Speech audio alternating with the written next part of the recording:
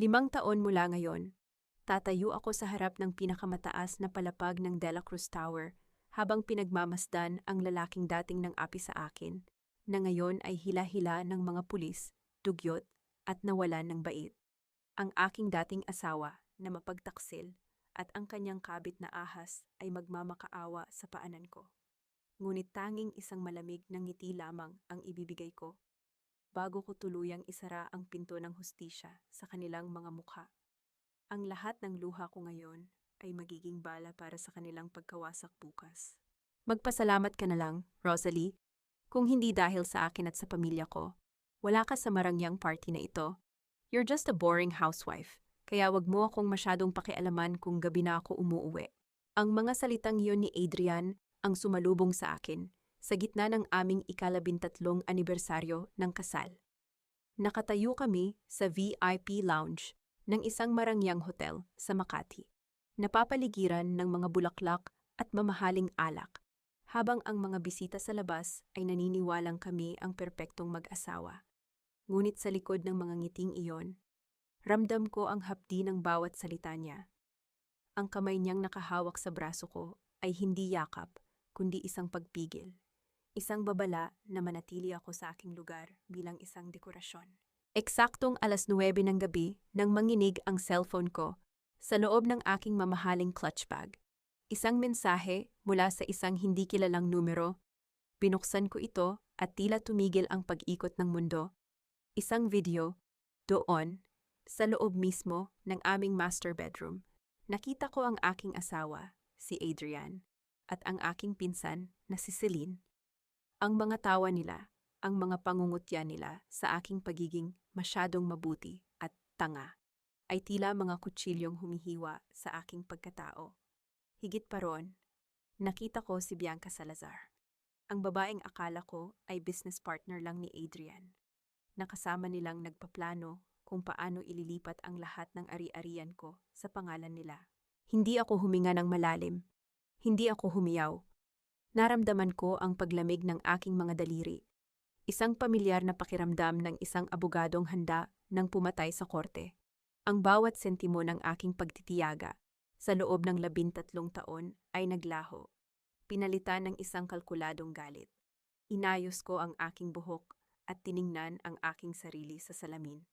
Ang Rosalie na martir ay namatay na sa sandaling iyon.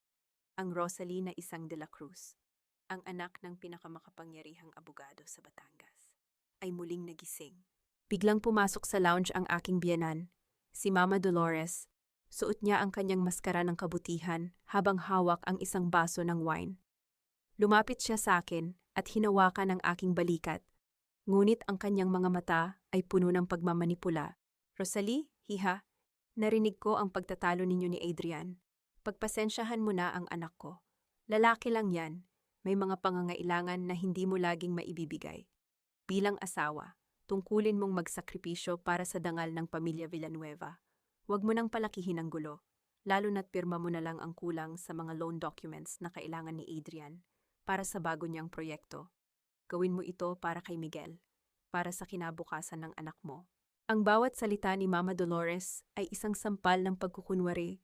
Alam niya ang lahat at tinutulungan pa niya ang kanyang anak na linlangin ako. Ang utang na loob na palagi nilang isinusumbat sa akin ay isa lamang kadina. Siyempre, Mama, gagawin ko ang nararapat. Sagot ko sa isang tinig na kasing lamig ng yelo, ngunit puno ng kasinungalingan. Napangiti siya. Akala niya ay nauto na naman niya ang kanyang manugang. Habang naglalakad pabalik sa main hall, nakita ko ang orasan sa dingding. Mayroon na lamang akong 10 minuto bago ang opisyal na pag-anunsyo ng aming matatag na pagsasama. Ang bawat hakbang ko sa matigas na sahig ay tila tunog ng isang paparating na hatol. Nakita ko si Celine sa kabilang panig ng silid. Kumakaway sa akin na tila walang kinalaman sa videong kapapanood ko lang. Ang kanyang pagiging ahas ay walang kapantay. Kinuha ko ang aking cellphone at mabilis na nag-type ng isang email sa aking dating mentor at matapat na kaibigan ng aking ama. Ang bawat titik na itinitipa ko ay isang hakbang patungo sa kanilang pagkawasak. Ang utos ko ay simply i-freeze ang lahat ng personal trust funds na lihim na nakapangalan sa akin at ilipat ang lahat ng digital evidence sa isang secure na server. Ang mga dokumentong nais nilang papirmahan sa akin, gagawin ko. Ngunit hindi sa paraang inaasahan nila. Ladies and gentlemen, a toast for the most beautiful couple of the night. Ang boses ng MC ay umalingaw-ngaw sa buong ballroom. Lumapit sa akin si Adrian. Ang kanyang mukha ay puno ng pikeng pagmamahal, habang inaalok ang kanyang kamay sa akin sa harap ng daan-daang mga kilalang tao sa lipunan. Nararamdaman ko ang kuryente ng pagkamuhi sa bawat dikit ng kanyang balat sa akin. Bulong niya sa aking tainga habang nakangiti sa mga kamera. Pumirma ka na mamaya, Rosalie. Huwag mong sirain ang gabing ito kung ayaw mong pagsisihan. Tumingin ako sa kanyang mga mata, hindi ang tingin ng isang takot na asawa, kundi ang tingin ng isang reyna na nakahandang sunugin ang buong kaharian. Huwag kang mag-alala, Adrian. Sisiguraduhin kong hindi mo malilimutan ang gabing ito. Ito na ang huling anibersaryo na ipagdiriwang mo sa labas ng rehas.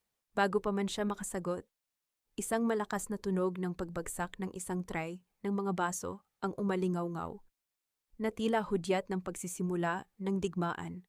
Sa gitna ng kaguluhan, nakita ko ang mukha ni Bianca sa malayo. Nakangisi sa akin. Hinhintay ang aking pagbagsak. Hindi nila alam, ang bombang itinanim ko sa kanilang mga ilegal na transaksyon ay nakahanda ng sumabog. Isang mensahe ang pumasok sa aking relo, Done, Attorney De La Cruz. The trap is set. Naramdaman ko ang paghigpit ng hawak ni Adrian sa aking braso. Ang kanyang mukha ay biglang namutla habang tinitingnan ang kanyang sariling cellphone. Ang kanyang mga mata ay nanlilisik sa galit at takot habang nakatingin sa akin. Anong ginawa mo, Rosalie? Anong ginawa mo sa mga accounts ko? Hinarap ko siya ng may ganap na katahimikan. Isang malamig na presensya na tila yelong bumabalot sa buong silid. Nagsisimula pa lang ako.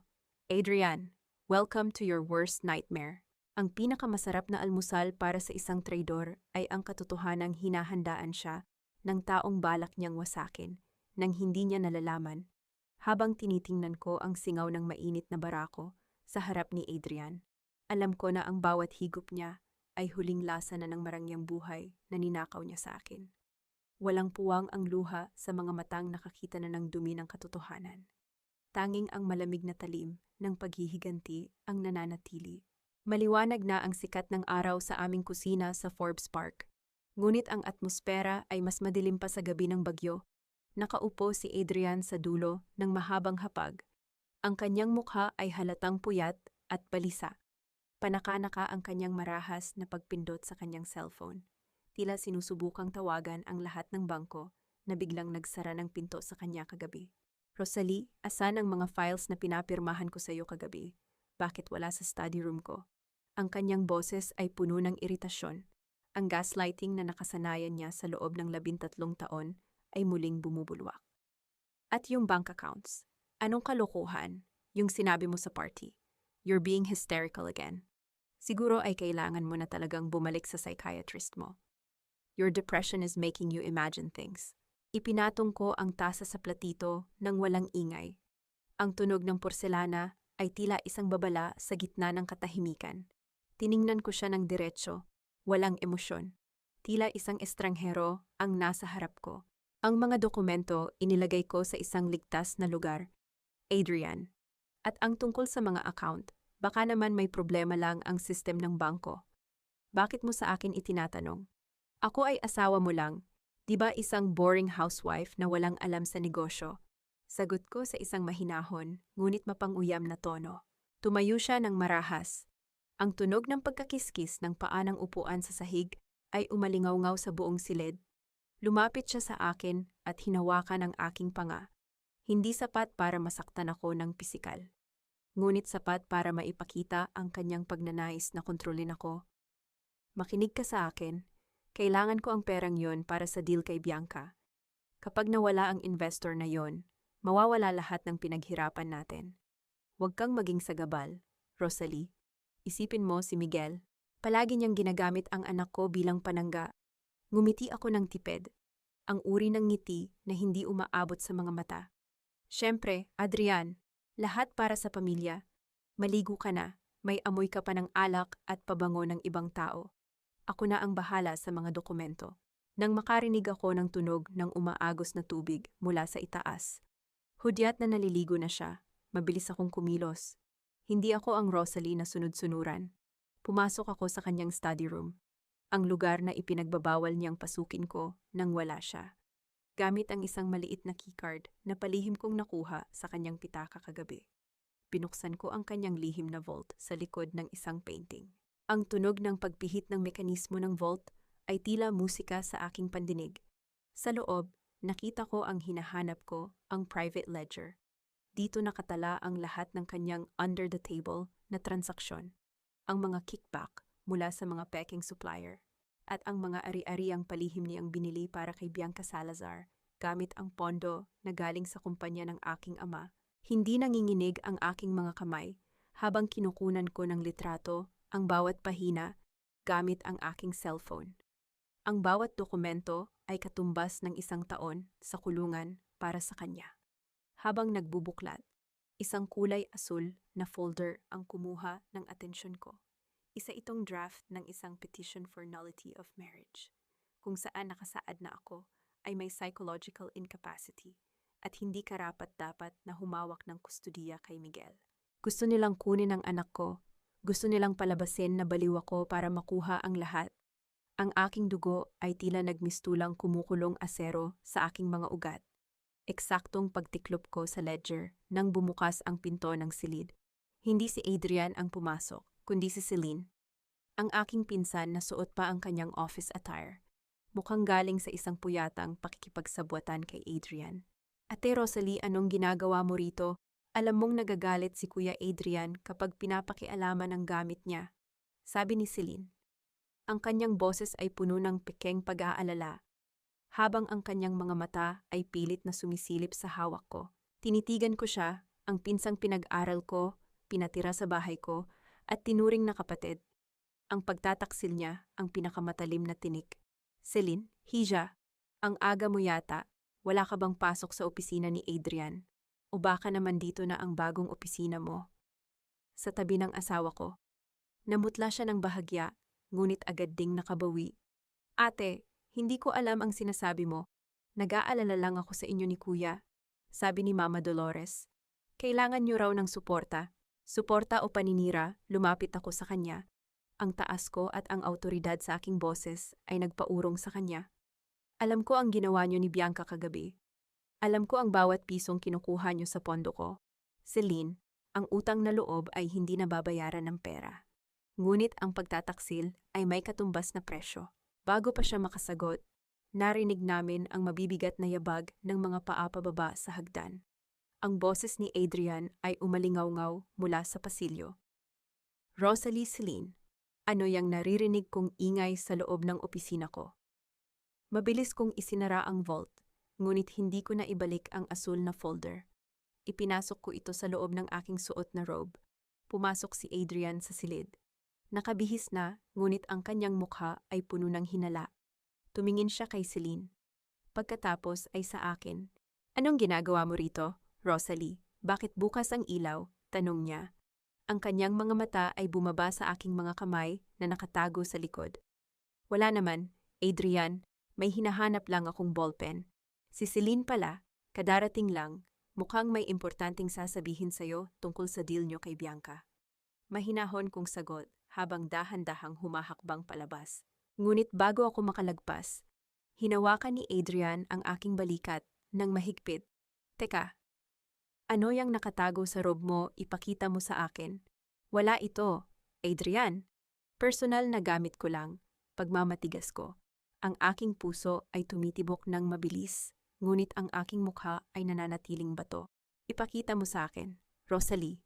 Ngayon din, marahas niyang hinila ang aking braso. Dahilan upang mahulog ang asul na folder sa sahig. Ang mga papel tungkol sa pagkuha niya sa kustudiya ni Miguel ay kumalat sa paanan naming tatlo. Nanlaki ang mga mata ni Celine. Ang mukha ni Adrian ay nagbago mula sa hinala tungo sa isang mapanganib na ngisi. Alam niyang huli na siya, kaya wala na siyang dahilan para magpanggap.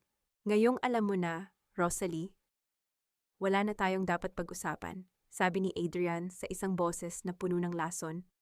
Hindi mo makukuha ang anak mo. Lalabas ka sa bahay na ito na walang dala kundi ang damit sa likod mo at sisiguraduhin kung sa mental hospital ang bagsak mo. Hindi ako natakot. Tumingin ako sa kanya ng may halong awa. Akala mo ba ay ikaw ang may kontrol? Adrian, akala mo ba ay ikaw ang nang-iwan? Kinuha ko ang aking cellphone at pinindot ang isang baton mula sa labas ng bahay. Narinig namin ang tunog ng paghinto ng ilang sasakyan. Ang tunog ng mga pinto ng sasakyan na sabay-sabay na sumara ay umalingaw-ngaw sa buong paligid ng mansyon. Anong ibig sabihin nito? Sigaw ni Adrian habang tumatakbo sa bintana. Iyan ang mga abogado ng aking ama, si Don Ernesto de la Cruz. Bulong ko sa kanyang tainga. Ang aking boses ay tila isang sumpa.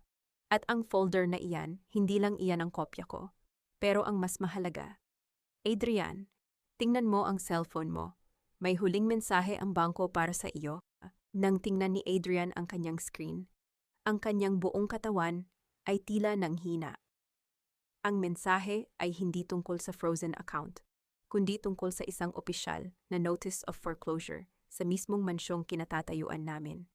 You're evicted, Adrian, mula sa bahay ko at mula sa buhay ko, sabi ko habang dahan-dahang lumalakad palabas ng opisina. Iniiwan silang dalawa ni Celine sa gitna ng kanilang sariling pagkawasak. Balang araw, titingnan ko ang bawat isa sa inyo mula sa bintana ng aking sasakyan, habang kayo ay basang-basa sa ulan, walang matuluyan, at kinakain ang sarili ninyong mga kasalanan. Ang mapagtaksil na asawa at ang ahas na babaeng iyan ay luluhod sa harap ko. Ngunit ang tanging isasagot ko ay ang tunog ng pagsara ng aking bintana. Ang hustisya ay hindi laging mabilis, pero sinisiguro kong ito ay nakamamatay. Wala ka ng karapatan dito, Rosalie. Ang bahay na ito, ang lahat ng kagamitan, pati ang pangalang Villanueva, lahat iyan ay hindi na sayo. Pirmahan mo na ito para hindi na tayo humantong sa dahas. Ang boses ni Adrian ay kasing talim ng kidlat na gumuguhit sa madilim na langit ng Maynila. Nakatayo siya sa gitna ng sala. Hawak ang mga dokumentong alam kong peke. Ngunit sa harap ng batas na binayaran niya, tila ito ang katotohanan. Ang malakas na buhos ng ulan sa labas ay humahampas sa mga bintana. Tila mga libu-libong daliri na nagtatangkang pumasok at sumaksi sa aking paghihirap. Sa tabi niya, nakaupo si Bianca Salazar sa aking paboritong sofa. Hawak niya ang isang baso ng mamahaling wine na ako ang bumili. Nakasuot siya ng silk robe, ang robe na regalo sa akin ni Adrian noong nakaraang Pasko. Ang kanyang ngiti ay puno ng panunuya. Ang mga mata ay nagniningning sa tagumpay ng isang babaeng sa wakas ay nakuha ang trono ng iba. Huwag mo na kasing pahirapan ang sarili mo, Rosalie, sabi ni Bianca sa isang malambing ngunit nakakalasong tono. Look at yourself, basang-basa ka, magulo ang buhok, at wala nang kakampi. Si Adrian ay sa akin na, ang buhay na ito ay sa akin na. Maging practical ka naman, kahit ngayon lang. Tiningnan ko sila ng may ganap na katahimikan. Ang aking puso ay hindi tumitibok ng mabilis dahil sa takot, kundi dahil sa isang malamig na determinasyon. Hindi ako umiyak. Ang mga luha ay para sa mga mahihina. At matagal nang namatay ang mahinang Rosalie. Ang akala niyo ba ay ang pirasong papel na iyan ang magpapatumba sa akin? Tanong ko. Ang aking boses ay hindi nanginig kahit isang sandali. Adrian, ang bahay na ito ay itinayo sa pawis ko. Ang bawat sentimong ginamit mo sa negosyo mo ay galing sa pamilya ko. Akala mo ba ay ganun-ganun lang kadaling burahin ng lahat?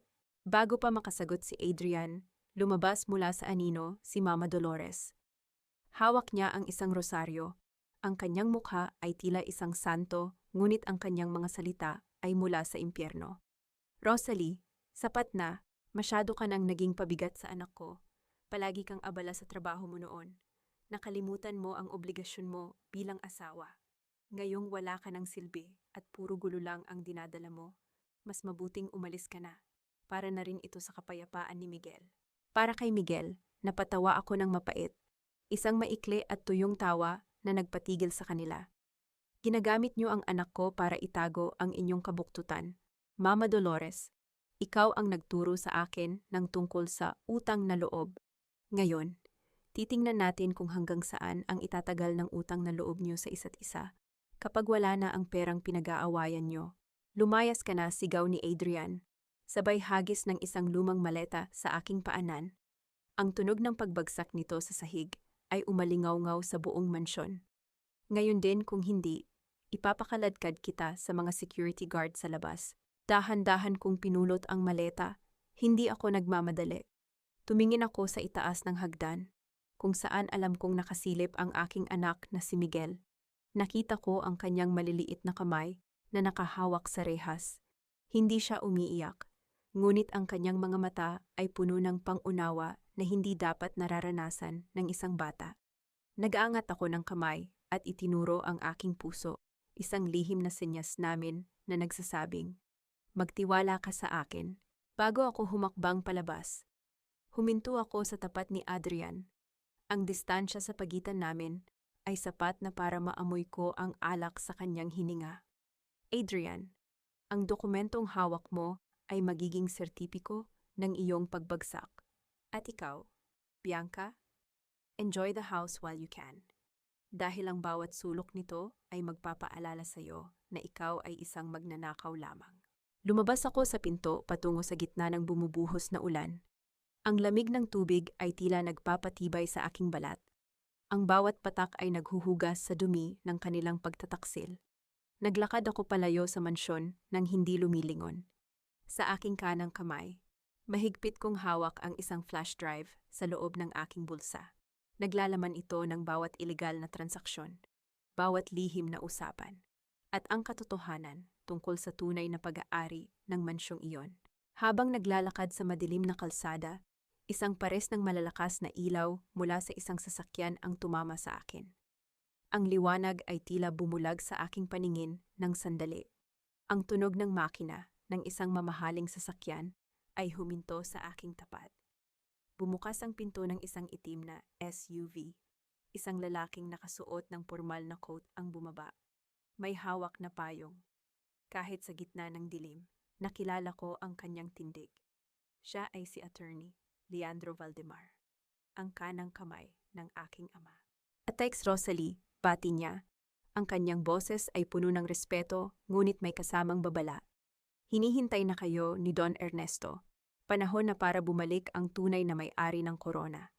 Lumingon ako sa huling pagkakataon sa mansyon ng mga Villanueva. Ang mga ilaw sa loob ay unti-unting namamatay. Tila isang babala ng kanilang nalalapit na kadiliman. Sumakay ako sa sasakyan nang walang pag-aalinlangan. "Leandro," sabi ko habang tinitingnan ang aking sarili sa rearview mirror.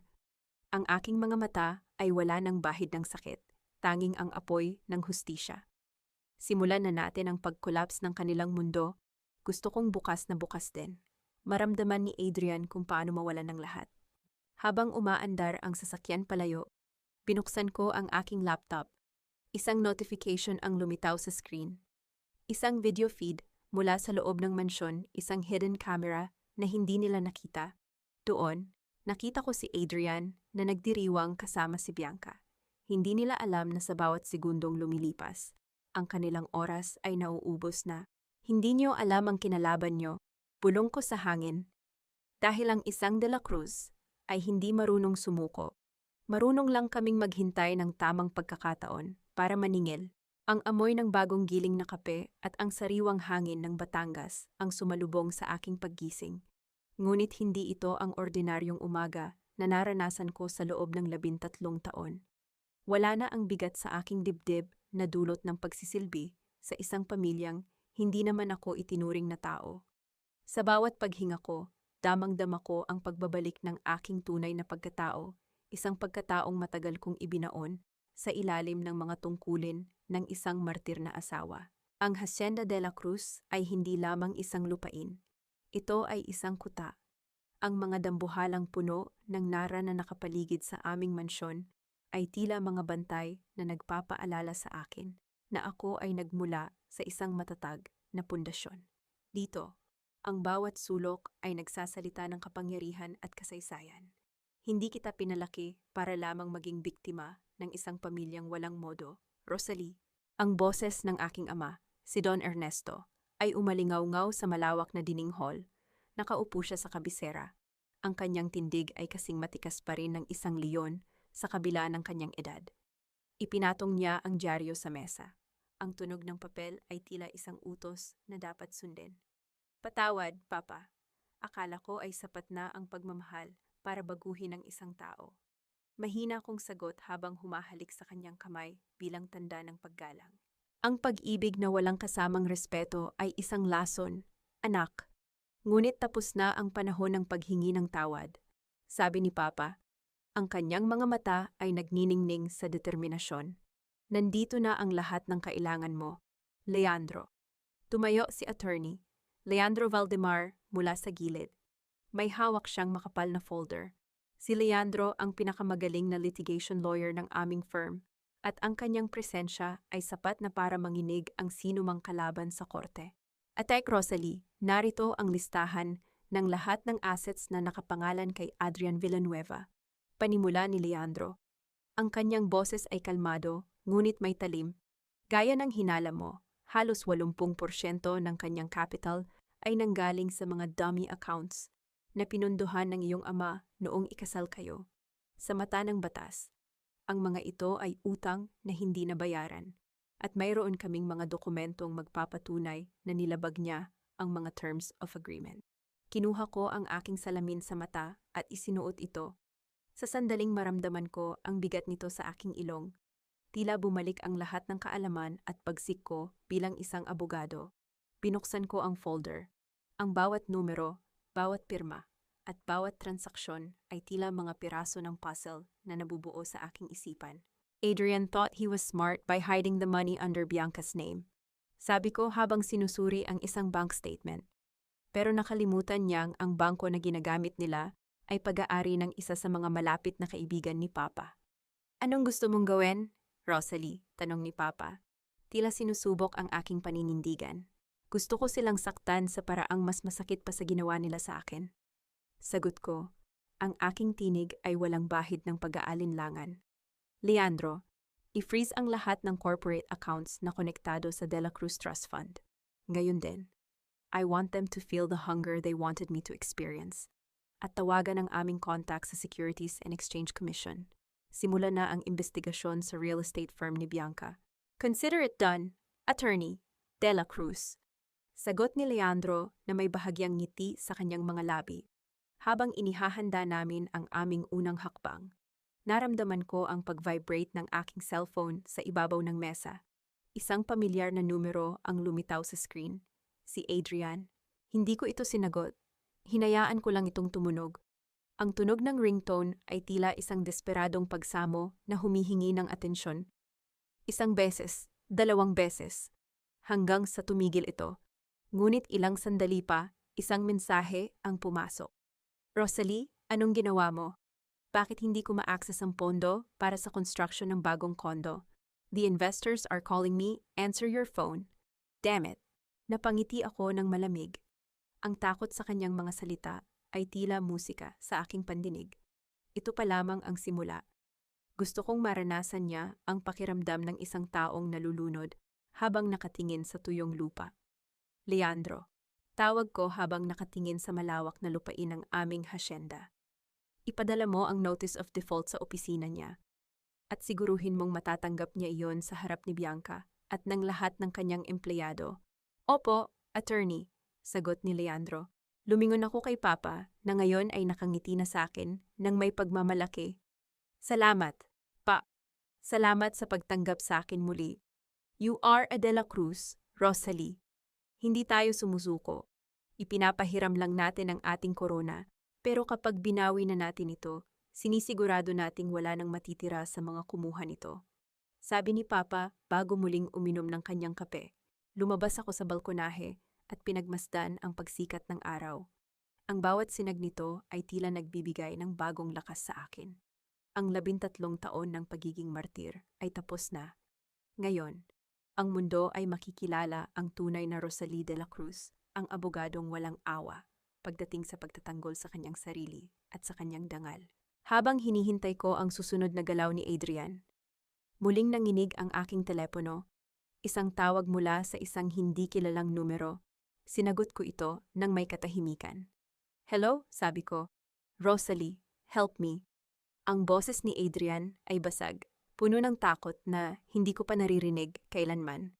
May mga pulis dito sa opisina. Anong ginawa mo? Hindi ko alam ang sinasabi mo, Adrian. Sagot ko sa isang tono na kasing tamis ng asukal, ngunit kasing talim ng labaha. Hindi ba't sabi mo ay boring housewife lang ako? Marahil ay bunga lamang iyan ng iyong imahinasyon. O baka naman, iyan na ang karma mo na kumakatok sa pinto. Ipinatong ko ang telepono nang hindi hinihintay ang kanyang sagot. Ang tunog ng pagkaputol ng linya ay tila ang huling hininga ng aming pagsasama. Ang kapangyarihan ay hindi nakukuha sa pamamagitan ng pagsigaw o marahas na pagkilos. Ito ay nakakamit sa pamamagitan ng tahimik na pagpindot sa tamang mga buton sa tamang oras. Habang pinagmamasdan ko ang unti-unting pagguho ng mundo ni Bianca at Celine mula sa aking bintana sa De La Cruz Law Firm, naramdaman ko ang isang uri ng katahimikan na tanging ang isang nananalo lamang ang nakakaalam. Ang bawat sandali ng aking pagtitiis noon ay nagbunga na ng isang mas matamis na bukas. Ate, Rosalie, ang lahat ng pahayagan at social media sites ay naglabas na ng balita. Panimula ni Leandro habang inilalapag ang kanyang tablet sa aking mesa. Ang headline ay tungkol sa The Real Estate Scammer of the South. Ang mukha ni Bianca Salazar ay nasa bawat screen ngayon. Tiningnan ko ang screen. Doon ay nakita ko ang kuha ng kamera sa paglabas ni Bianca mula sa kanyang opisina. Pilit na itinatago ang mukha habang dinudumog ng mga biktima ng kanyang ilegal na bentahan ng lupa. Ang mga dokumentong ibinigay ko sa media ay hindi lamang mga chismis. Ang mga ito ay mga certified true copies ng mga peking titulo na ginagamit niya para manloko ng mga overseas Filipino workers. Good, maikli ko ang sagot.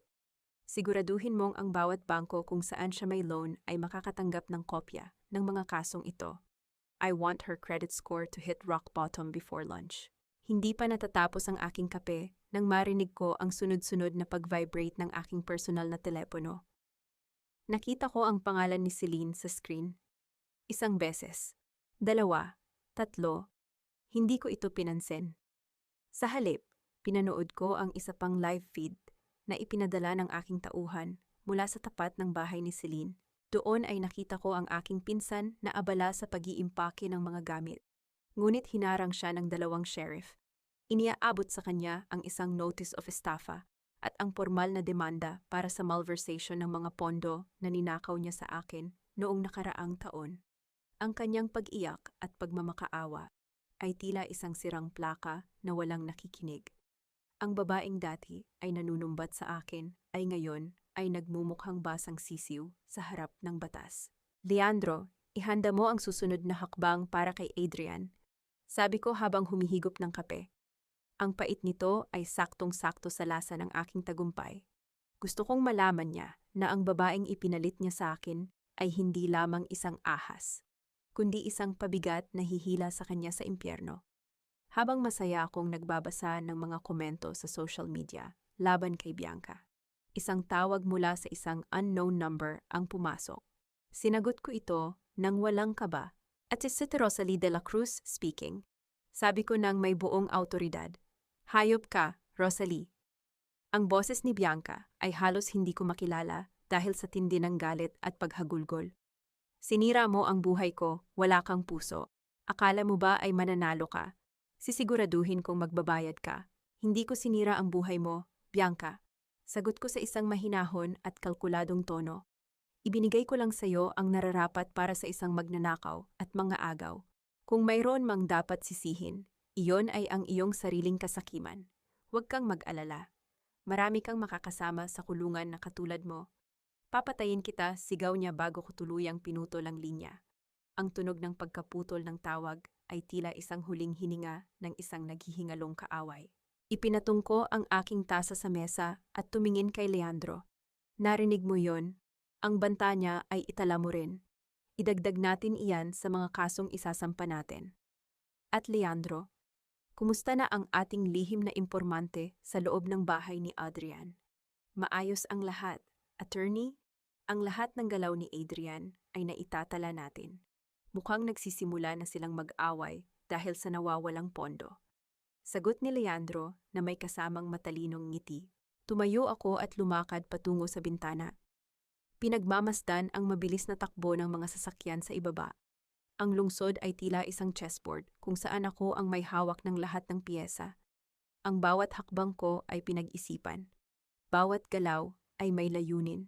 Adrian Villanueva, Bianca Salazar, Celine. Ang akala nyo ba ay natapos na ang ulan?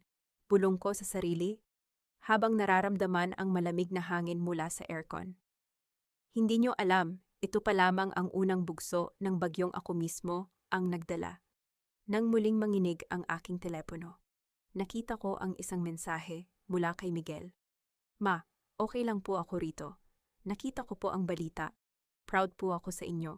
Ang mensaheng iyon ang nagbigay ng tunay na ningning sa aking mga mata. Hindi lang ito tungkol sa paghihiganti. Ito ay tungkol sa pagpapakita sa aking anak na ang katotohanan at katarungan ay palaging mananaig. Ngunit sa gitna ng aking kasiyahan, isang anino ang napansin ko sa kabilang gusali.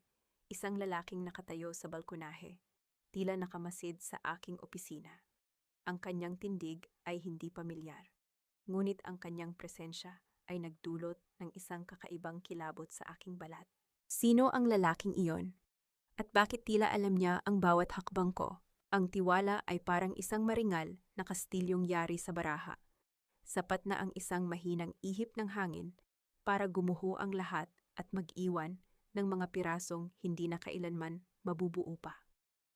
Habang pinagmamasdan ko ang mga ulat mula sa aking mga tauhan, batid ko na ang laso ng pagdududa ay unti-unti nang kumakalat sa mga ugat ni na Adrian at Bianca. Walang mas masakit na parusa kaysa sa makita ang mga taong nagtaksil sa iyo na nagkakasakitan dahil sa sarili nilang kasakiman. Sa loob ng mansyong Villanueva, ang mansyong sa papel ay hindi na sa kanila ang hangin ay puno ng tensyon at amoy ng sunog na pangarap. Nakatayo si Adrian sa gitna ng sala. Ang kanyang mga kamay ay nanginginig sa galit habang hawak ang isang stack ng mga unpaid bills. Sa tapat niya, si Bianca ay umiiyak ng walang tigil. Ang kanyang mamahaling makeup ay kalat na sa kanyang mukha na nagpapamukha sa kanya na tila isang tauhan sa isang trahedya. Nasaan ang pera, Bianca? Sabi mo ay maayos ang lahat. Sabi mo ay malaki ang kikitain natin sa Batangas deal. Ang boses ni Adrian ay umalingaw-ngaw sa buong bahay, puno ng desperasyon at panunumbat. Huwag mo akong sisihin. Adrian, si Rosalie ang may gawa nito. Siya ang nagpakalat ng mga balita. Paano ako makakakuha ng investors kung ang mukha ko ay nasa bawat headline bilang isang scammer? Sigaw ni Bianca. Ang kanyang boses ay naging matinis sa sobrang galit. Kailangan ko ng pera para pigilan ang foreclosure ng bahay na ito. At ikaw, wala kang ginawa kundi ubusin ang pondo ko sa mga luho mo. Isang malakas na tunog ng paghampas ng kamay ni Adrian sa lamesa ang bumasag sa katahimikan ng gabi. Doon pumasok si Mama Dolores. Ang kanyang mukha ay tila isang maskara ng huwad na kabanalan. Hawak niya ang kanyang dibdib na tila hirap huminga. Isang klasikong galaw para kuhanin ang simpatiya ng kanyang anak. Adrian, anak, huwag kang magsalita ng ganyan kay Bianca. Kailangan nating magkaisa. Isipin mo ang reputasyon ng pamilya natin. Kung mag-aaway kayo, mas lalong matutuwa si Rosalie. Pangaral ni Dolores. Ngunit ang kanyang mga mata ay nakatingin sa mamahaling alahas na suot pa rin ni Bianca. Mama, wala na tayong reputasyon. Ang lahat ng kaibigan natin ay hindi na sumasagot sa mga tawag ko. Sagot ni Adrian bago marahas na naupo sa sofa. Hawak ang kanyang ulo. Sa kalagitnaan ng kanilang pag-aaway, ang tunog ng doorbell ay umalingaw-ngaw sa buong bahay. Isang malamig at paulit-ulit na tunog na nagpatigil sa kanilang lahat. Isang courier ang nakatayo sa labas. May hawak na isang itim na package na may selyo ng Dela Cruz Law Firm. Kinuha ito ni Dolores nang may pag-aalinlangan habang binubuksan ang package sa harap ni na Adrian at Bianca. Ang katahimikan ay tila isang mabigat na kumot na bumabalot sa kanila. Sa loob ng kahon ay may isang lumang recorder at mga kopya ng mga dokumentong nagpapatunay sa mga ilegal na transaksyon ni Dolores noong siya pa ang humahawak sa charity foundation ng pamilya. Anong? Anong ibig sabihin nito? Bulong ni Dolores. Ang kanyang mukha ay nawalan ng kulay hanggang sa magmukhang abo. Pinindot ni Adrian ang play button sa recorder. Ang boses ni Rosalie, ang aking boses, ay umalingaw-ngaw sa silid. Kasing lamig ng hangin sa sementeryo. Mama Dolores, akala niyo ba ay hindi ko alam ang tungkol sa mga nawawalang pondo ng foundation? Akala niyo ba ay naging bulag ako sa loob ng 13 taon? Ang package na iyan ay patikim pa lamang. Ang bawat sentimong ninakaw niyo ay may katumbas na oras sa likod ng rehas. Adrian, huwag ka nang mag-atubiling hanapin ang pera mo. Lahat iyon ay bumalik na sa tamang may-ari. At bago ko malimutan, kamusta ang pagtuklas na ang boring housewife na minaltrato nyo ay ang nag-iisang tagapagmana ni Don Ernesto de la Cruz? Ang katahimikan na sumunod ay mas masakit pa sa anumang sigaw. Napatingin si Adrian sa kanyang ina, pagkatapos ay kay Bianca. Ang katotohanan ay tila isang malaking pader na gumuho sa ibabaw niya. Si Rosalie, ang babaeng itinuring niyang walang kwenta, ay ang anak ng pinakamayamang tao na sinubukan niyang lokohin. De la Cruz. Anak siya ni Don Ernesto, bulong ni Adrian. Ang kanyang tinig ay basag at puno ng pagsisisi na huli na ang lahat. Biglang tumayo si Bianca at sinubukang kunin ang mga alahas niya sa lamesa. Ngunit mabilis siyang pinigilan ni Adrian. Ang kanilang pag-aaway ay nauwi sa isang marahas na hilaan. Ang tunog ng mga nababasag na gamit ay sumabay sa kanilang mga mura at sumbat. Pitawan mo ako, Adrian, alis na ako rito. Ayokong sumama sa inyo sa kulungan, sigaw ni Bianca habang pilit na kumakawala. Sa gitna ng kaguluhan, isang matinis na tile ang nagmula kay Dolores. Napahawak siya sa kanyang dibdib at dahan-dahang bumagsak sa sahig. Ang mga dokumento ng kanyang krimen ay kumalat sa kanyang paligid na tila mga tuyong dahon. Mama, sigaw ni Adrian, ngunit hindi siya makalapit dahil hinahawakan siya ni Bianca sa leeg. Pilit na humihingi ng pera para makatakas. Habang nangyayari ang lahat ng ito, sa labas ng mansyon, nakatayo si Miguel. Pinapanood niya ang anino ng kanyang ama at ng mga babaeng sumira sa kanyang ina mula sa bintana. Hawak niya ang kanyang cellphone at sa kabilang linya ay naroon ako. Ma, tapos na po, nagkakagulo na sila. Bulong ni Miguel, ang kanyang boses ay matatag at walang bahid ng awa. Salamat, Miguel. Umuwi ka na rito sa hasyenda. Hayaan mo silang malunod sa sarili nilang lason. Sagot ko habang pinapatay ang tawag. Ngumiti ako ng malamig habang tinitingnan ang huling ulat ni Leandro. Ang pamilya Villanueva ay hindi lamang nawawala ng pera. Nawawala na rin sila ng katinuan at pagkatao. Ang bawat segundong dumadaan ay mas lalong nagpapabaon sa kanila sa hukay na sila mismo ang naghukay. Ngunit ang misteryosong lalaki sa kabilang gusali ay nanatili pa rin sa aking isipan. Sino siya? At bakit tila masaya rin siyang pinapanood ang pagbagsak ng aking mga kaaway? Sa isang kisap mata, ang aking pangalan na dati ay binubulong lamang bilang isang kawawang asawa ay sisigaw sa bawat pahina ng balita, bilang ang reynang muling kumuha ng kanyang trono. Ang bawat luhang pumatak sa ulan noon ay magiging kristal ng aking tagumpay, habang ang mga taong nang api sa akin ay gagapang sa ilalim ng aking mga paa. Humihingi ng tawad na hinding-hindi ko ibibigay. Ang hustisya para sa akin ay hindi lamang sapat. Kailangan itong maging mapangwasak. Sigurado ka na ba rito, Rosalie? This is going to be a bloodbath, bulong ni Leandro, habang inaayos ang pintuan ng sasakyan para sa akin. Hindi ako pumarito para makipag-usap. Leandro, pumarito ako para maningil. Sagot ko habang lumalabas mula sa itim na limousine.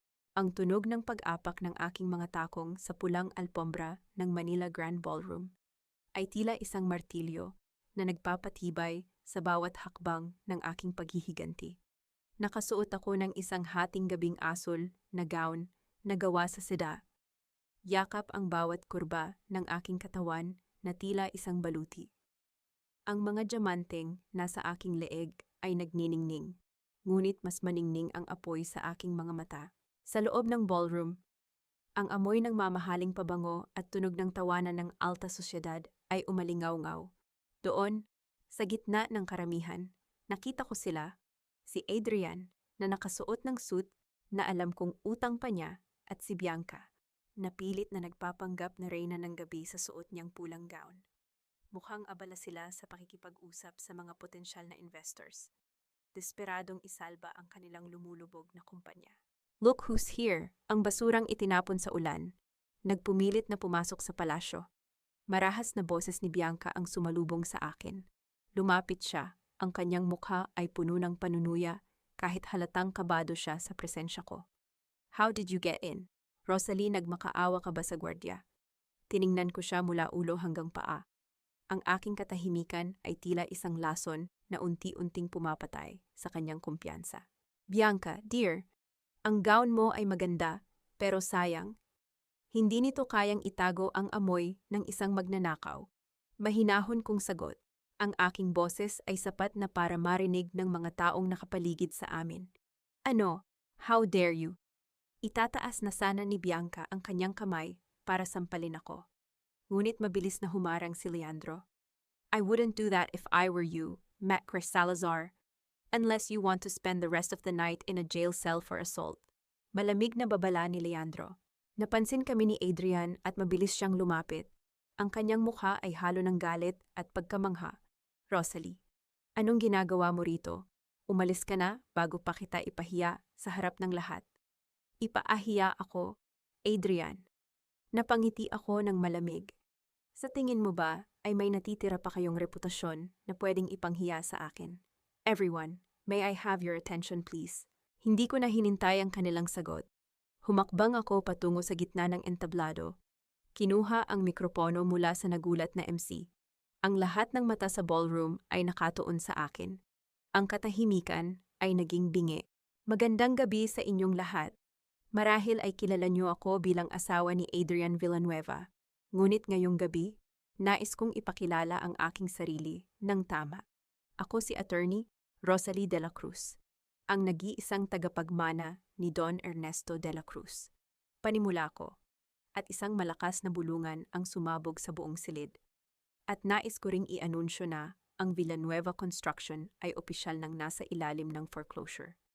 Ang lahat ng kontratang pinirmahan nyo, kasama si Mr. Villanueva at Miss Salazar ay walang bisa dahil ang kapital na ginamit nila ay pag-aari ng aking pamilya, perang ninakaw nila sa akin. Nakita ko ang pagbagsak ng balikat ni Adrian. Ang kanyang mukha ay naging kasing puti ng papel. Si Bianca naman ay tila naging estatwa sa sobrang kahihiyan habang ang mga tao ay nagsimulang kumuha ng litrato at video. You destroyed us, sigaw ni Adrian. Susugod sana siya, ngunit hinarangan siya ng mga security ng hotel na personal na kinuha ni Papa. No, Adrian, you destroyed yourself the moment you thought Adela Cruz was someone you could step on.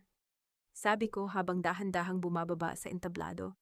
Lalapit sana ako kay Papa na nakatayo sa dulo ng hall nang maramdaman ko ang panginginig ng aking cellphone sa aking clutch bag.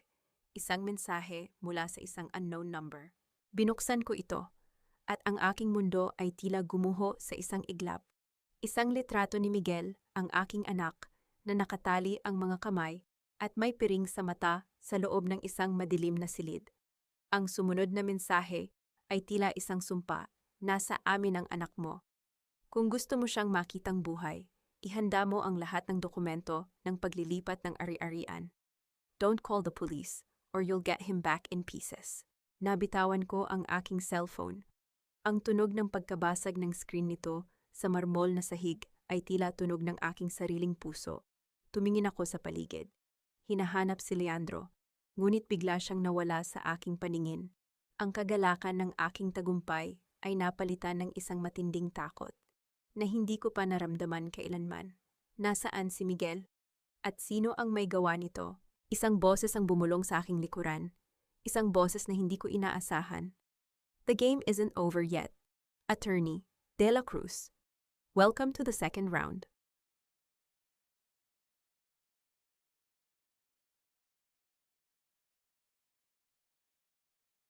Ang tunay na katatagan ng isang ina ay hindi nasusukat sa dami ng kanyang luhang ipinatak, kundi sa talim ng kanyang isip sa gitna ng panganib. Sa isang sandali, Ang ningning ng Manila Grand Ballroom ay naglaho, pinalitan ng isang madilim at masukal na realidad kung saan ang buhay ng aking anak ang nakataya. Ngunit kung iniisip ni Adrian na ang pagkidnap kay Miguel ang magpapaluhod sa akin, nagkakamali siya.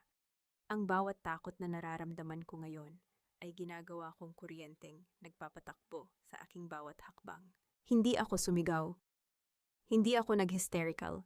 Sa halip, dahan-dahan kong pinulot ang aking basag na cellphone habang ang lahat ng tao sa ballroom ay nakatingin pa rin sa akin. Inayos ko ang aking gown, huminga ng malalim, at lumingon kay Leandro na mabilis na nakalapit sa akin. Matapos maramdaman ang tensyon, nasa kanila si Miguel, bulong ko sa kanya. Ang aking boses ay hindi nanginig kahit 1 milimetro. Ihanda ang sasakyan. Ngayon din. At teko, tatawag na ba ako ng mga pulis? Tanong ni Leandro. Ang kanyang mukha ay puno ng pag-aalala. Huwag muna. Gusto kong makita kung gaano kadesperado ang isang taong wala nang mawawala. Sagot ko habang mabilis na naglalakad patungo sa exit. Habang nasa loob ng sasakyan, binuksan ko ang aking smartwatch. Isang bagay na hindi alam ni Adrian bawat gamit ni Miguel. Mula sa kanyang relo hanggang sa sinturon ng kanyang sapatos ay may nakatagong GPS tracker na ako mismo ang nagpalagay noong nagsimula ang aking plano. Ang paulit-ulit na pagkutitap ng pulang tuldok sa screen ay nagtuturo sa isang abandonadong bodega sa pantalan ng Maynila. Doon tayo. Leandro, bilisan mo. Utos ko habang tinitingnan ang mabilis na pagtakbo ng mga ilaw ng kalsada sa labas. Pagdating sa bodega, ang amoy ng kalawang at dagat ang sumalubong sa akin. Ang paligid ay balot ng kadiliman. Tanging ang isang bumbilya sa gitna ng gusali ang nagbibigay ng liwanag. Doon, nakita ko ang aking anak, si Miguel, na nakatali sa isang silya. Sa likuran niya, nakatayo si Adrian. Hawak ang isang baril. Habang si Victor Ramos, ang abogadong traidor, ay abala sa pag-aayos ng mga dokumento sa isang lamesa. Sa isang sulok, nakita ko rin si Bianca. Nanginginig siya, ang kanyang pulang gown ay punit na at puno ng dumi. Halatang hindi niya inaasahan na hahantong sa ganito ang lahat. Pumasok ka. Rosalie, isara mo ang pinto, sigaw ni Adrian. Ang kanyang boses ay puno ng baliw na galit. Ibigay mo sa akin ang lahat ng kumpanya, pirmahan mo ito, o hinding-hindi mo na makikita ang anak mo. Humakbang ako papasok ng walang pag-aalinlangan. Tumingin ako kay Miguel. Ang aking matapang na anak ay hindi umiiyak. Tumingin siya sa akin at dahan-dahang tumango, tila sinasabing, "Ma, kaya ko ito." "Adrian, bitawan mo ang baril," sabi ko sa isang tono na kasing lamig ng asero. "Alam nating dalawa na hindi mo kayang gawin yan. Isa kang duwag, isang hiram na tapang lang ang hawak mo. Duwag, pinabagsak mo ako. Sinira mo ang buhay ko." Lumapit siya sa akin.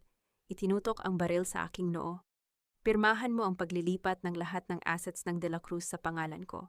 Ngayon din, pirma." Napangiti ako ng mapait. "Sa tingin mo ba, kung pirmahan ko iyan, makakaalis kayo rito ng buhay, Victor? Ikaw ang abogado rito. Alam mong ang dokumentong pinirmahan sa ilalim ng duress ay walang bisa sa korte. Wala akong pakialam sa korte. Gusto ko lang ng pera para makalabas ng bansang ito." Sigaw ni Victor. Ang kanyang mga mata ay nanlilisik sa kasakiman. Biglang tumayo si Bianca at lumapit sa akin. "Rosalie, parang awa mo na. Ibigay mo na sa kanila ang gusto nila. Ayokong makulong. Ayokong mamatay rito." Tinitigan ko si Bianca. "Kung gusto mong iligtas ang sarili mo, Bianca, ngayon na ang pagkakataon mo. Sabihin mo sa akin, sino ang tunay na utak ng pagkidnap na ito?" Lumingon si Bianca kay Adrian. Pagkatapos ay kay Victor. Sa isang iglap, tila nagbago ang ihip ng hangin. Si Adrian, siya ang nag-utos. Siya ang kumuha ng mga tauhan, Rosalie. "Testigo ako. Iligtas mo lang ako. Sasabihin ko ang lahat sa pulis." "Traitor ka," Bianca, sigaw ni Adrian. Itututok na sana niya ang baril kay Bianca nang mabilis akong kumilos. Hinila ko si Bianca sa likuran ko at tumingin ng diretso kay Adrian. "Huli na ang lahat, Adrian. Habang abala kayo sa pakikipagnegosasyon sa akin, ang bawat salitang binitiwan niyo rito ay naririnig na ng mga awtoridad. Ipinakita ko ang aking smartwatch. Ang voice recorder ay naka-on at ang livestream ay direktang nakakonekta sa himpilan ng pulisya. Ang tunog ng mga sirena mula sa malayo ay unti-unting lumalakas. Tila isang papalapit na hatol. Hayop ka, Rosalie. Susugod sana si Adrian, ngunit bago pa man niya makalabit ang baril, isang malakas na tunog ng pagtama ng metal sa semento ang umalingaw-ngaw. Isang grupo ng mga armadong pulis ang pumasok sa bodega. Mabilis na ibinaba ni Adrian ang baril at itinaas ang kanyang mga kamay. Ang kanyang mukha ay puno ng matinding takot. Si Victor naman ay sinubukang tumakas sa likurang pinto, ngunit doon ay sinalubong siya ni Leandro at ng iba pang mga tauhan ni Papa. Tumakbo ako kay Miguel at mabilis na kinalagan ang kanyang mga tali. Niyakap ko siya ng mahigpit at doon ko lang naramdaman ang pag-init ng aking mga mata. Ngunit pinigilan ko ang pagpatak ng luha. Maayos na ang lahat, anak. Tapos na. Alam ko, ma, sabi ko naman sa'yo, hindi ako matatakot. Bulong ni Miguel. Habang hinihila ng mga pulis si Adrian palabas, huminto siya sa tapat ko. Ang kanyang mga mata ay puno ng pagsisisi. Ngunit alam kong huli na ang lahat. Rosalie, patawarin mo ako. Ginawa ko lang ito dahil hindi mo ginawa ito para sa amin, Adrian. Ginawa mo ito para sa sarili mo. Putol ko sa kanyang sasabihin. At bago ka dalhin sa selda mo, may isa ka pang dapat malaman. Yung dokumentong pinirmahan mo kanina bago ako dumating. Ang akala mong paglilipat ng pondo sa ibang bansa. Hindi iyon transfer of funds. Iyon ay isang opisyal na pag-amin ng lahat ng krimen mo na inihanda ni Leandro. Salamat sa pirma mo, Adrian. Binigyan mo ang sarili mo ng habambuhay na pagkabilanggo. Ang huling nakita ko ay ang pagbagsak ng balikat ni Adrian habang ipinapasok siya sa loob ng mobile car. Si Bianca naman ay hila-hila rin. Nagsisisigaw na siya ay biktima rin.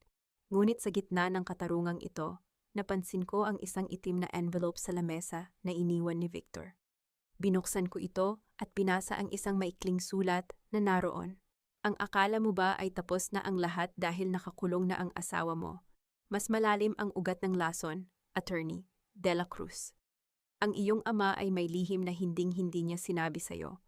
Naramdaman ko ang muling paglamig ng aking balat. Ang laban na ito ay tila hindi pa nagtatapos, kundi nagsisimula pa lamang sa isang mas madilim na yugto. Ang katarungan ay hindi lamang isang hatol ng hukom na binabasa sa loob ng isang malamig na silid. Ito ay ang bawat butil ng katotohanang sumasabog sa mukha ng mga sinungaling hanggang sa wala na silang mapagtaguan. Habang tinitingnan ko ang itim na envelope na iniwan ni Victor, naramdaman ko ang isang pamilyar na bigat sa aking dibdib. Ang akala ko ay huling pahina na ng aking paghihirap. Ngunit tila ito ay simula pa lamang ng isang mas malalim na imbestigasyon sa pundasyon ng aking sariling pamilya. At ay Rosalie, narito na si Celine. Gusto raw niyang makipagsettle. Panimula ni Leandro habang binubuksan ang pinto ng aking opisina. Pumasok si Celine, ang aking pinsan na dati ay puno ng yabang at panunuya. Ngunit ngayon, ang kanyang hitsura ay tila isang basahang nadumihan sa kalsada. Wala na ang kanyang mamahaling bag at ang kanyang mapagmataas na tingin. Mabilis siyang lumapit sa akin at akmang luluhod sa aking paanan. Ngunit bago pa man dumikit ang kanyang mga tuhod sa sahig, iniurong ko ang aking upuan. Ate Rosalie, parang awa mo na, bawiin mo na ang kasong estafa laban sa akin. Ginawa ko lang naman yun dahil tinakot ako ni Adrian. Sinabi niya na sasaktan niya ako kapag hindi ako nakipagtulungan. Pagmamakaawa ni Celine, ang kanyang mga luha ay umaagos ng walang tigil. Celine, huwag mo akong tawaging ate. Nawala ang karapatan mong tawagin akong ganyan noong sandaling pinagtakpan mo ang pambababae ng asawa ko at tinulungan mo silang nakawin ang pondo ng pamilya ko. Sagot ko sa isang tinig na kasing tamis ng asukal, ngunit kasing pait ng apdo. At tungkol sa pananakot ni Adrian Victor Ramos, already confessed, sabi niya, ikaw ang nag-alok ng plano para dayain ang mga audit reports. Namutla si Celine, ang kanyang panginginig ay lalong tumindi. Witness ako, ate magtestigo ako laban sa kanila. Sasabihin ko ang lahat, basta huwag mo lang akong ipakulong. Magiging testigo ka naman talaga, Celine, pero hindi dahil sa kabaitan mo, kundi dahil iyon lang ang tanging paraan para hindi ka mabulok ng habambuhay sa selda. Leandro, ihanda ang subena. I want her to testify tomorrow at the preliminary hearing. Utos ko nang hindi siya tinitingnan, matapos paalisin ang aking pinsan na tila isang basurang itinapon. Dinala ako ng aking mga paa sa piitan, kung saan pansamantalang nakakulong si Mama Dolores. Natagpuan ko siya sa isang sulok. Hawak pa rin ang kanyang rosaryo, tila nagdarasal para sa isang himalang. Alam kong hindi darating. Rosalie, hiha? Alam kong may busilak kang puso. Bungad niya nang makita ako sa kabila ng mga rehas. Matanda na ako. May sakit ako sa puso. Hindi ko kakayanin ang lamig dito. Maawa ka sa nanay ng asawa mo. Ang nanay ng asawa ko ay namatay na sa isip ko noong gabi ng anibersaryo namin. Dolores, sabi ko habang inilalapag ang isang folder sa maliit na lamesa sa harap niya. Narito ang mga papel ng foreclosure ng huling ari-arian na nakapangalan sa inyo, mula sa alahas mo hanggang sa bahay na tinitirhan niyo sa Batangas. Kinuha ko na ang lahat. Wala ka nang babalikan pa. Isang matinis na tili ang lumabas sa bibig ni Dolores. Ang tunog ng kanyang paghagulgol ay umalingaw-ngaw sa pasilyo ng presinto. Wala kang utang na loob, pinatira ka namin, tinanggap ka namin. Tinanggap niyo ako dahil sa pera ko, at pinatira niyo ako para maging alila niyo. Ngayong wala na ang pera, wala na rin ang utang na loob na sinasabi mo. Sagot ko bago tuluyang tumalikod. Pagbalik ko sa kumpanya, tinitigan ko ang itim na sulat. Ang pangalan ni Bianca Salazar ay muling lumitaw sa aking isipan. Bakit galit na galit ang pamilya niya sa mga De La Cruz? Inutusan ko si Leandro na hanapin ang record ng isang lumang kaso ng land dispute 30 taon na ang nakalilipas. At kay Rosalie, ito ang file, sabi ni Leandro. Ang kanyang mukha ay puno ng pag-aalinlangan. Ang ama ni Bianca Salazar ay dating empleyado ni Don Ernesto. Natanggal siya sa trabaho dahil sa isang akusasyon ng pandaraya at ilang linggo pagkatapos, nagpakamatay siya. Ang abogado na nagpadiin sa kanya ay ang inyong ama. Naramdaman ko ang paghinto ng tibok ng aking puso. Ang katotohanan ay tila isang malaking pader na muling gumuho sa aking harapan. Ang galit ni Bianca ay hindi lamang basta kasakiman. Ito ay isang luma at madilim na paghihigante na ipinamana sa kanya. Nasaan si Papa? Tanong ko.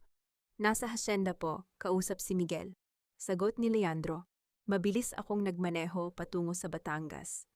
Ang tunog ng gulong ng sasakyan sa semento ay tila tumatambol sa aking utak. Pagdating ko sa mansyon, natagpuan ko si Miguel na nakaupo sa tabi ni Don Ernesto. Ang aking anak ay mukhang napakabigat ng iniisip. Ma, kailangan ko pong magsalita sa korte bukas. Bungad ni Miguel nang makita ako. Gusto ko pong sabihin ang lahat ng narinig ko sa pagitan ni Papa at ni Bianca. Ayoko na pong magtago.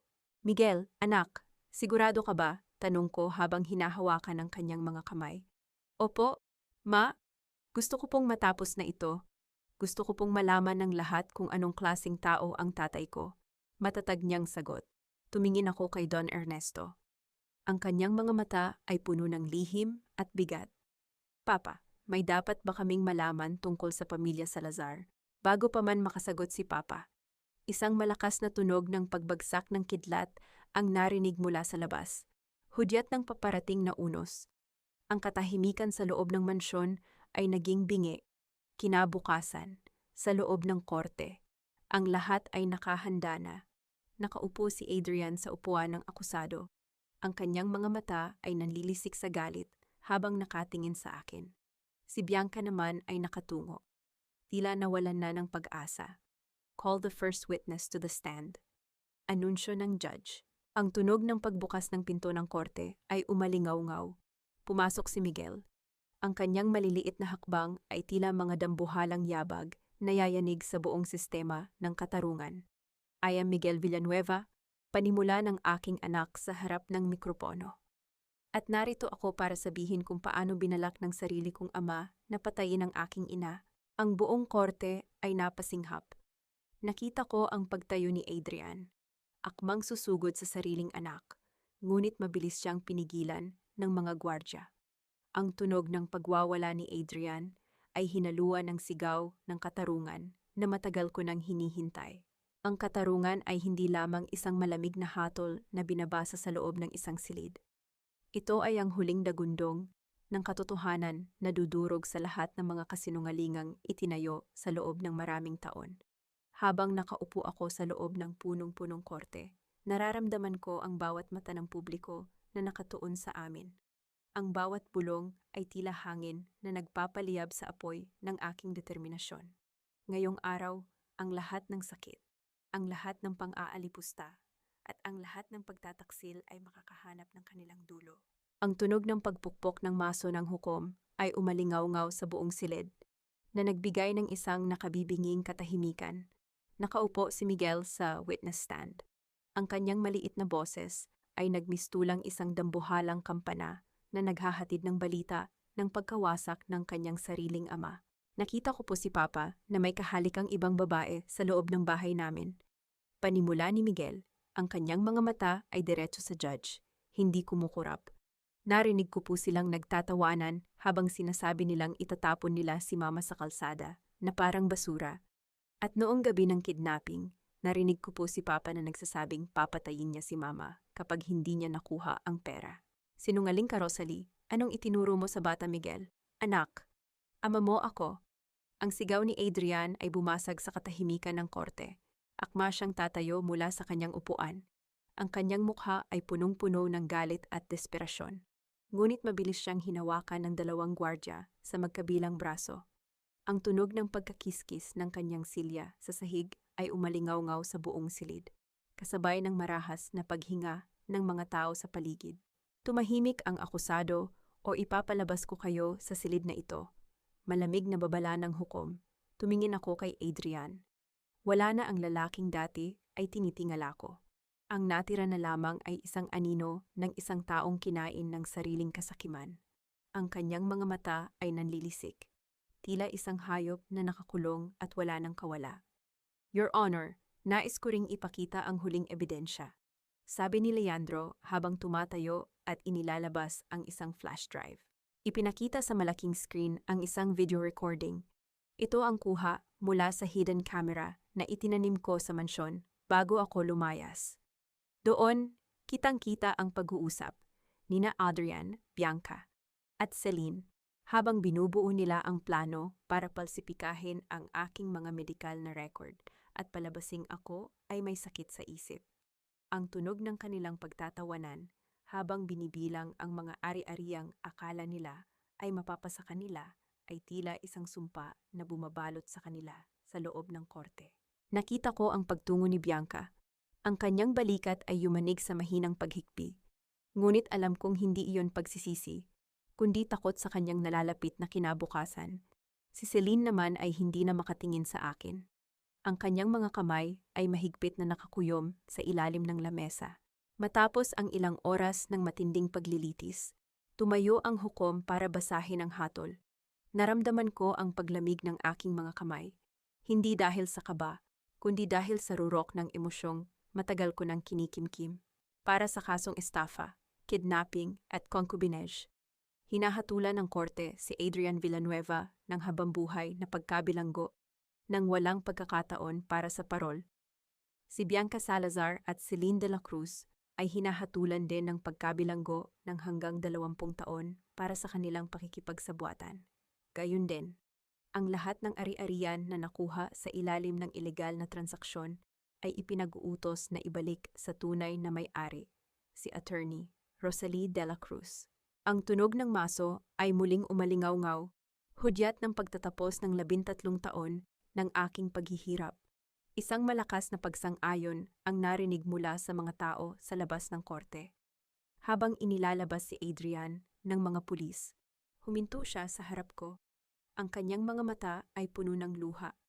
Ang kanyang mga labi ay nanginginig. Rosalie, please, ayusin natin ito para kay Miguel. Tumingin ako sa kanya nang may ganap na katahimikan. Walang galit, walang sakit. Tanging isang malawak na espasyo ng kawalan. Adrian, matagal na nating inayusin ito. Noong bawat gabi na hinihintay kita pero nasa ibang kama ka. Noong bawat pagkakataon na pinili mong lokohin ang asawa mo. Tapos na ang panahon ng pag-aayos. Sabi ko sa isang boses na kasing lamig ng yelo, hindi mo kailanman naging kapantay ang isang De La Cruz. Ikaw ay isang anino lamang ng isang babaeng minahal mo, ngunit nilapastangan mo. Paalam. Habang pinapanood ko siyang hilahin paalis, naramdaman ko ang isang malambot na kamay na humahawak sa aking palad. Si Miguel. Tumingala siya sa akin at ngumiti ng may kaluwagan. Ma, free na po tayo. Bulong niya, niyakap ko siya ng mahigpit. At doon, sa gitna ng matagumpay, nakatahimika ng korte. Naramdaman ko ang pagpatak ng isang butil ng luha, ang huling luha ng aking nakaraan. Lumabas kami ng korte na taas no.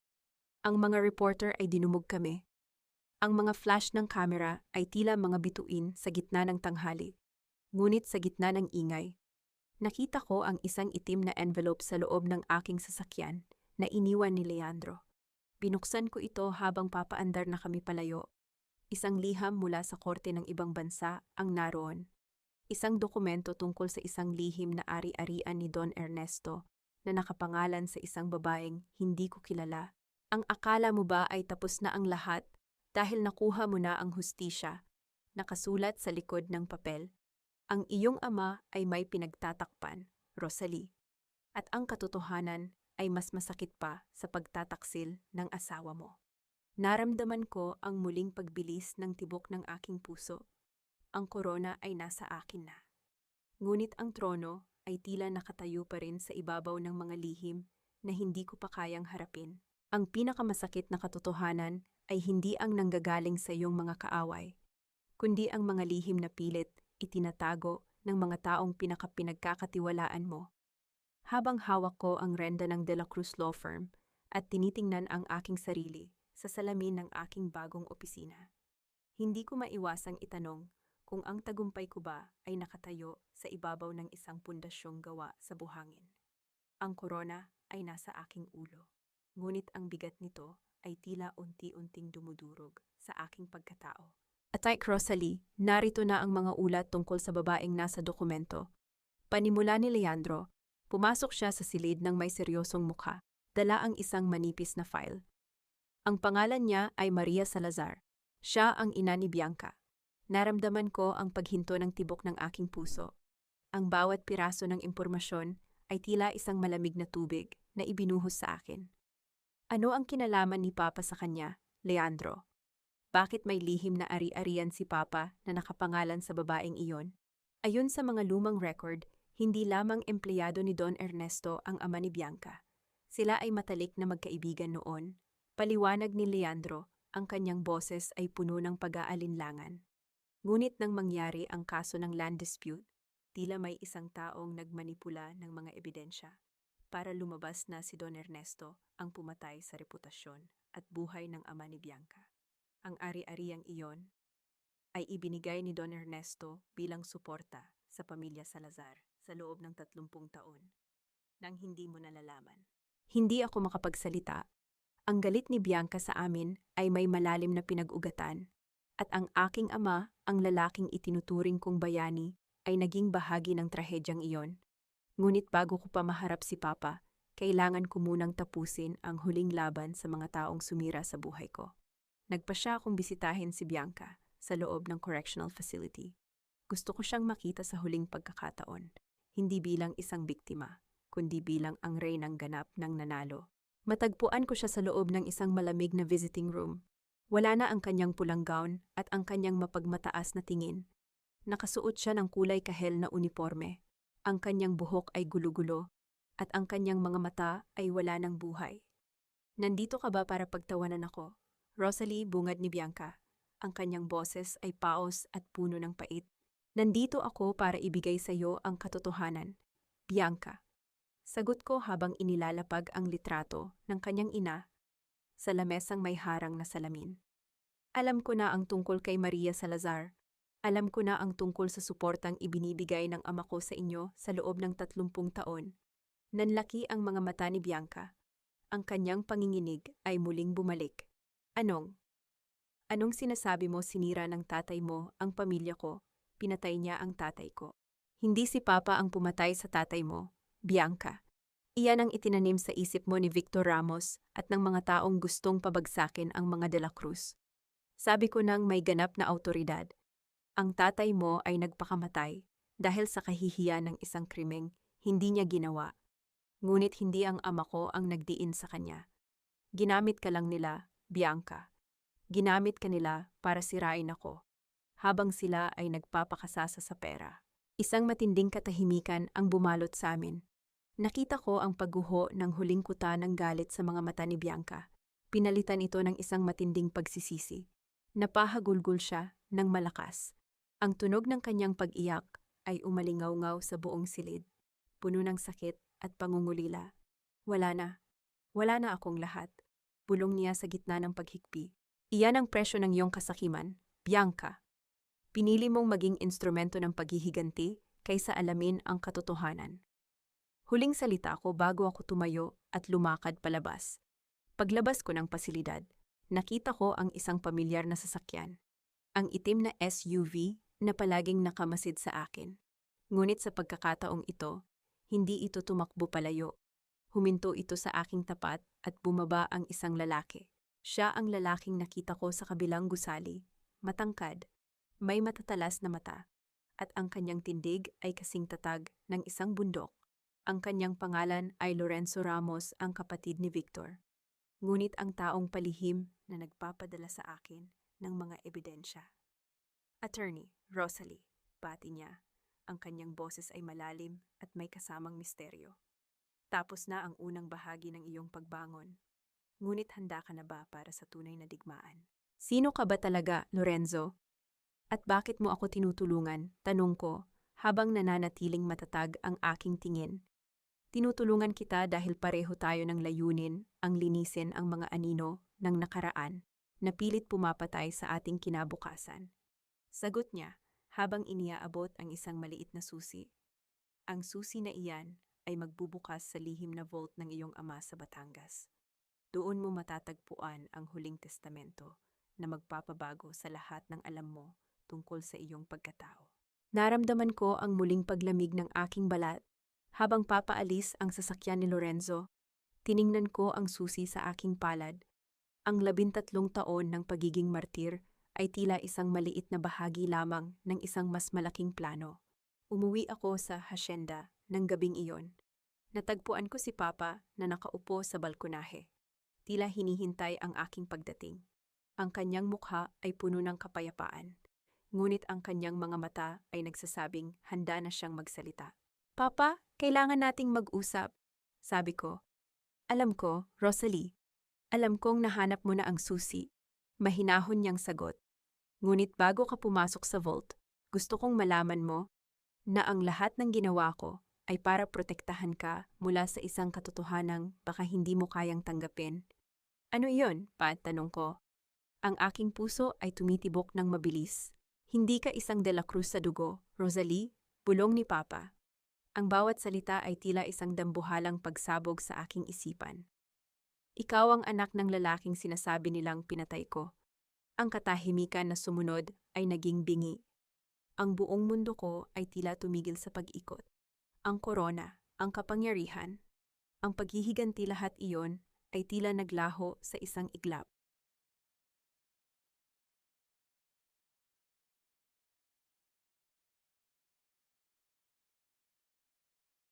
Ang bawat katotohanan ay may bigat na kayang magpabagsak sa isang mahinang pundasyon. Ngunit para sa isang babaeng dumaan na sa apoy ng pagtataksil, ang katotohanan ay isa lamang karagdagang sandata para sa aking pagbangon. Sa gitna ng katahimikan ng Hacienda de la Cruz, habang ang mga kuliglig ay nagbibigay ng isang mapanglaw na musika sa gabi, tinitigan ko ang lalaking itinuring kong ama. Ang bawat linyang nakaukit sa kanyang mukha ay nagsasalita ng mga sakripisyong hindi ko kailanman nalaman. Kung hindi ako isang De La Cruz, sino ako? Papa, tanong ko. Ang aking boses ay hindi nanginig. Kasing matatag ng nara na nakapaligid sa amin. Ikaw ang anak ni Julian Salazar, bulong ni Don Ernesto. Ang kanyang mga mata ay puno ng lungkot. Ang kapatid ng ama ni Bianca. Noong naganap ang trahedya sa lupain, ang iyong tunay na ama ay biktima ng isang sindikato na nais kaming pag-awayin. Pinatay nila siya at pinalabas na ako ang may gawa. Kinuha kita para iligtas ka mula sa parehong mga taong pumatay sa kanya. Inalagaan kita, pinalaki bilang isang De La Cruz. Dahil ikaw ang tanging paraan para malinis ang aming pangalan sa hinaharap. Hindi ako sumagot ng mabilis. Inisip ko ang bawat taon ng aking buhay. Ang bawat aral ng katatagan at hustisya na itinuro niya sa akin ay hindi lamang para sa kanya, kundi para sa aking tunay na pamilya. Ang korona na suot ko ngayon ay hindi hiram. Ito ay sa akin mula pa noong simula. Gamit ang susi na ibinigay ni Lorenzo Ramos, pumasok ako sa lihim na vault sa ilalim ng library ng mansyon. Ang tunog ng pagpihit ng bakal sa loob ng trangka ay tila isang hudyat ng pagbubukas ng isang bagong kabanata. Sa loob, natagpuan ko ang huling testamento ni Julian Salazar. Isang sulat na nagsasabing ipinagkakatiwala niya ako kay Ernesto at ang pag-amin na ang pamilya ni Bianca, ang kanyang sariling kapatid, ang siyang nagtaksil sa kanya para sa pera. Ang galit ni Bianca ay isang malaking pagkakamali. Ang kanyang pamilya ang pumatay sa aking ama at ang aking ama-amahan ang nagligtas sa akin. Isang taon ang mabilis na lumipas. Nakatayo ako sa tuktok ng De La Cruz Salazar Tower sa gitna ng Makati. Ang gusaling ito ay simbolo ng pagsasanib ng dalawang makapangyarihang pangalan na dati ay pinaghiwalay ng dugo at kasinungalingan. Wala na ang bakas ng pagiging martir sa aking mukha. Ang suot ko ay isang puting suit na kasing linis ng aking bagong simula. At si Rosalie, narito na ang huling ulat mula sa correctional. Panimula ni Leandro habang inilalapag ang isang folder sa aking lamesa. Si Adrian ay tinanggihan muli ang hiling para sa maagang paglaya dahil sa kanyang masamang record sa loob. Si Bianca naman ay nananatili sa mental facility ng kulungan. Salamat, Leandro, sabi ko nang hindi tumitingin sa folder. Ipadala mo ang donasyon sa Rosalie Foundation para sa mga biktima ng domestic abuse. At siguraduhin mong ang mga scholarship ni Miguel para sa mga anak ng mga magsasaka sa Batangas ay maayos na naipamahagi. Opo, Attorney De La Cruz. Ay, Attorney Salazar De La Cruz pala. Pagtatama ni Leandro na may malawak na ngiti. Lumingon ako sa bintana. Pinagmamasdan ang mabilis na daloy ng trapiko sa ibaba. Ang buhay ay tila isang malawak na laro ng ahedres. At sa wakas, nagawa ko na ang huling tira. Isang mensahe ang pumasok sa aking telepono mula sa piitan. Isang sulat mula kay Adrian. Humihingi ng huling pagkakataon na makita si Miguel. Kinuha ko ang sulat at dahan-dahang pinunit ito sa maliliit na piraso. Ang tunog ng pagkapunit ng papel ay tila ang huling hininga ng aking nakaraan. Ang kapatawaran ay para sa sarili kong kapayapaan. Ngunit ang pagbabalik sa taong sumira sa akin ay isang kasalanang hinding-hindi ko nagagawin. Ma, handa na po ba kayo? Tanong ni Miguel na pumasok sa opisina. Nakasuot na siya ng kanyang uniforme sa paaralan. Ang kanyang tindig ay kasing tikas na ni Don Ernesto. Handa na, anak, sagot ko habang hinahawakan ang kanyang kamay. Lumabas kami ng gusali. Sinalubong ng mga flash ng kamera at ng mga taong humahanga sa aking katatagan. Sa bawat hakbang ko, nararamdaman ko ang presensya ni na Julian Salazar at Don Ernesto sa aking magkabilang tabi. Ang hustisya ay nakamit na, ang mga traidor ay nabulok na sa dilim, at ang reyna ay nananatiling nakatayo ng matuwid. Hinarap ko ang mga reporter nang may isang matatag na ngiti. Ako si Rosalie Salazar de la Cruz, isang ina, isang abogado, at isang babaeng hindi kailanman nagpatalo sa bagyo. Ang aking kwento ay hindi tungkol sa pagiging biktima, kundi tungkol sa kapangyarihan ng pagbangon. Habang sumasakay kami sa sasakyan, nakita ko si Lorenzo Ramos sa malayo, tumatango sa akin bilang tanda ng paggalang. Isang bagong simula ang naghihintay. Isang buhay na hindi na nakasandal sa anino ng iba. Tapos na ang paghihiganti. Ngayon, ang tanging mahalaga ay ang kinabukasan na ako mismo ang nagpanday. Ang korona ay hindi na kailanman mawawala dahil ang tunay na reyna ay ang babaeng alam kung kailan lalaban at kung kailan magpapalaya. 5 taon na ang lumipas mula nang matapos ang digmaan. Nakatayo ako ngayon sa balkonahe ng Hacienda de la Cruz Salazar. Pinagmamasdan ang ginintuang sikat ng araw na dahan-dahang lumalaganap sa aming malawak na lupain. Wala na ang lamig ng bagyo na naranasan ko noong gabing pinalayas ako sa sarili kong pamamahay. Ang hangin ngayon ay nagdadala ng amoy ng mga namumukadkad na bulaklak at ng isang matamis na kapayapaan na matagal kong ipinaglaban. Minsan, sa mga tahimik na sandali tulad nito, bumabalik sa aking isipan ang mga taong sumubok na durugin ako. Si Mama Dolores ay binawian ng buhay 2 taon na ang nakararaan sa isang maliit na pampublikong ospital. Walang ni isang kapamilyang nakahawak sa kanyang kamay sa huling sandali. Si Celine ay nagbubuno pa rin ng kanyang sentensya sa malamig na selda. Pilit na pinag-aaralan ang tunay na kahulugan ng utang na loob. Sina Adrian at Bianca sila ay mga anino na lamang ng nakaraan. Ang huling balita na nakarating sa akin ay tuluyan nang nawala sa katinuan si Adrian sa loob ng maximum security prison. Paulit-ulit daw nitong tinatawag ang pangalan ko, humihingi ng kapatawaran sa isang pader na hindi kailanman sasagot. Si Bianca naman ay namumuhay sa walang katapusang pagsisisi, tuluyang tinalikuran ng lahat ng taong dating nakapaligid sa kanya. Pinatawad ko na ba sila? Oo.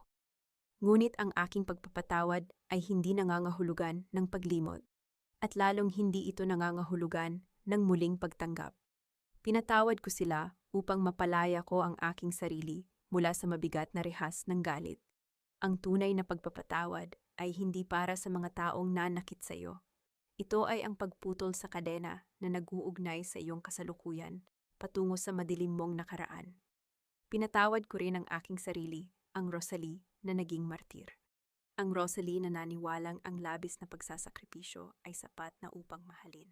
Naramdaman ko ang paglapat ng isang mainit na tasa ng kape sa mesa sa aking tabi. Paglingon ko, nakita ko si Lorenzo.